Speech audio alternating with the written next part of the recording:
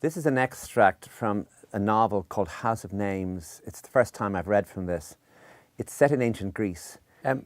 After Brooklyn and after writing Nora Webster, I just didn't want to go back to the town again. And I was very surprised at what happened next, which was that I began to think about this story set in ancient Greece, which is one of the great stories of revenge, of murder, of cruelty, of hatred, which is so far away from a small Irish town.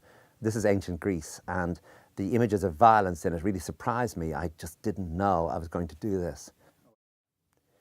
They cut her hair before they dragged her to the place of sacrifice. My daughter had her hands tied behind her back, the skin on her wrists raw with the ropes. Her mouth was gagged to stop her cursing her father, her cowardly two-tongued father. Nonetheless, we heard her muffled screams. Iphigenia lay screaming, having finally realized that he really did mean to murder her, that he did mean to sacrifice her life for his army. They had cropped her hair with speed and carelessness. One of the women managed in her haste to cut into the skin around my daughter's skull with a rusty blade, and when Iphigenia began her curse, that is when they tied an old cloth around her mouth so that her voice could not be heard.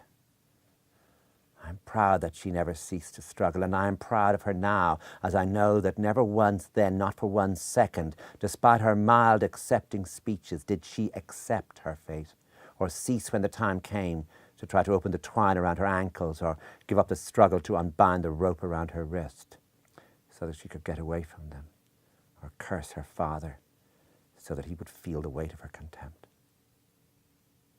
Her screams as they murder her would be, she knew, nothing to what would be heard when Agamemnon returned, and I fooled him into thinking that I would not retaliate.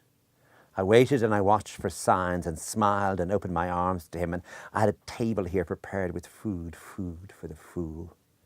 I was wearing the special scent that excited him, scent for the fool. I would be ready as he would not be, my husband, the hero, home in glorious victory, the blood of thousands on his hands.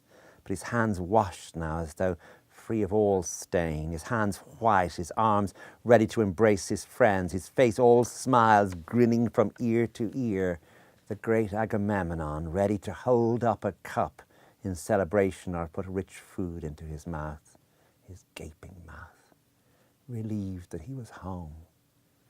I saw his hands clench in sudden pain, clench in the fierce shocked knowledge that at last it had come to him, and in his own house.